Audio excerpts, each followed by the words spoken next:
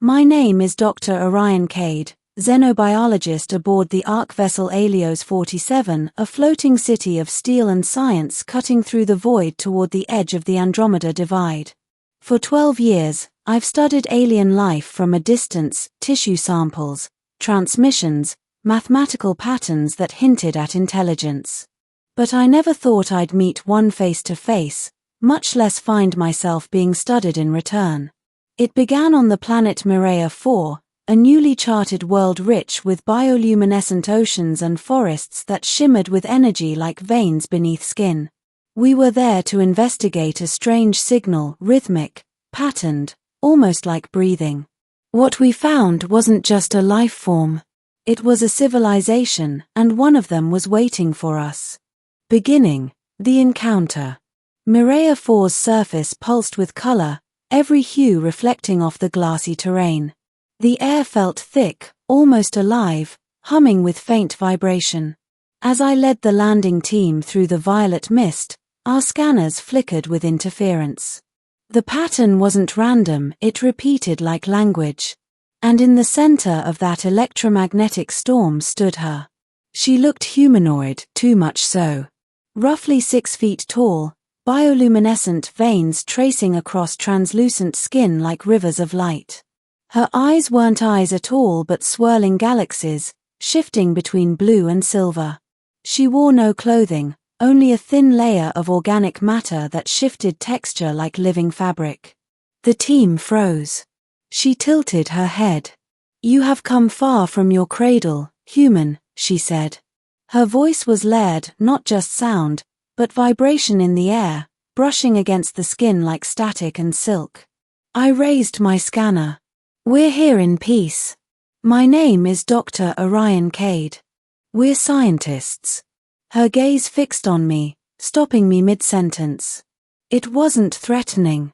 It was observant. As if every micro-expression, every heartbeat, was being measured. She extended her hand. "Then you are the one I will study. The laboratory of light." We were escorted to what passed for her people's settlement, no walls, no visible buildings, just flowing energy fields and crystalline structures rising from the ground like natural sculptures. Her people, the Virellans, communicated through bioelectric pulses, exchanging thoughts faster than words could form. But she was different. She had learned speech. Her name was Ares. She told me the Virellans had been watching humanity for centuries through the quantum lattice, an interdimensional reflection of consciousness itself. "We watched your kind break your world," she said calmly, "and then rebuild it with metal and arrogance."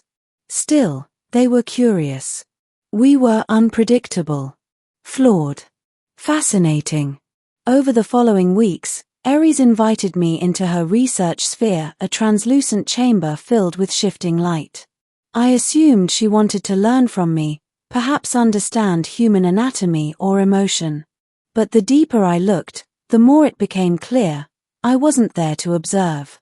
I was the subject. The experiment begins. Ares asked strange questions during our sessions. How do you know when you are alone? Why does pain define you more than joy? Why do your eyes move before your thoughts? At first, I treated it like psychology. I gave her honest answers, intrigued by her curiosity. But then, I noticed the sensors around the chamber, crystalline tendrils that tracked my heartbeat, my brain activity, even my dreams through neural resonance. I confronted her one evening. "You're running tests on me." She blinked. "Observation defines knowledge. You volunteered when you made contact. I never agreed to be your experiment." I snapped. Her eyes shimmered. Every species that reaches beyond its cradle becomes someone's experiment eventually, Orion Cade. The words chilled me. From that day on, I began keeping notes secretly, documenting her behavior, her people's habits, their social systems. The Virellans seemed to revere Ares. She was what they called a conduit, capable of bridging thought with other species. I wondered why she'd chosen me specifically. The connection. Days bled into nights, though on Mireya IV, there were no real nights, only periods when the planet's surface dimmed to deep violet. Aries began to open up more, speaking not as a scientist but as something almost lonely.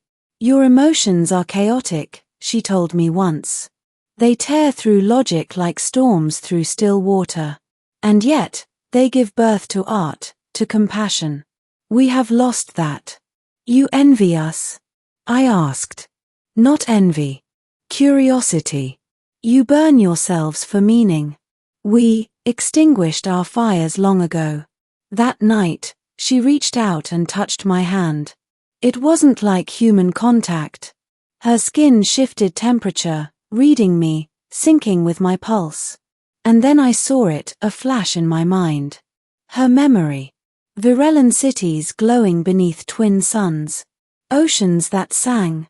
And then silence as their people merged into a collective consciousness, losing individuality for unity. They had achieved peace but at the cost of self. Aries was one of the few who had separated from the collective to seek something more. You see now, she whispered, pulling her hand back. Why I watch you. I didn't realize tears had filled my eyes. For the first time, I understood she wasn't studying me for data. She was searching for what her kind had lost, the human spark. Middle, the discovery. One morning, I awoke to find the Alios 47 orbiting in distress. Commander Erin's voice came through my comm implant. Cade, we've detected energy spikes near your coordinates. It's destabilizing our reactor. What did you do down there? Before I could reply, Aries appeared beside me. Her skin glowed brighter than ever, patterns racing across her body like lightning. It is time, she said. For what? For the exchange. The ground beneath us pulsed with energy, and a massive crystalline monolith rose from the soil. My scanner went haywire, readings beyond measurable range. This structure channels consciousness, Aries explained. Through it, one mind can understand another fully. No barriers, no deception. You're going to link our minds? I asked. She nodded. If you consent. I hesitated. The scientist in me wanted to know, but the human part of me feared what it meant to be seen completely. I agreed. The merging. When the light enveloped us, every sense shattered. I wasn't standing anymore, I was floating in a sea of memory, emotion, and thought. I saw my childhood, my mother's laughter, the night sky over Earth. And then I saw her world, the Virellans' collective consciousness, a vast ocean of minds without identity. We were one. Our thoughts intertwined, looping into infinite feedback. I could feel her curiosity, her sorrow, her awe. She could feel my doubt, my fear, my fragile human hope. But then something went wrong. Her people detected the merge. The collective saw it as contamination, individuality merging with human emotion was forbidden. The air vibrated with alarms, and the monolith cracked, spilling arcs of energy. Aries screamed, though her scream was inside my mind, echoing through me. You must go, she cried. They will destroy the link. I tried to move, but I couldn't. We were fused. Her eyes, galaxies of thought, looked into mine. And she whispered the words that would haunt me forever. When the alien woman asked why you watched her, you never realized, you were the experiment. Humanity is the control. I am the variable. Then the connection severed. The aftermath. I woke aboard the Alios 47. 2 days had passed. The planet below was quiet, its luminous patterns gone.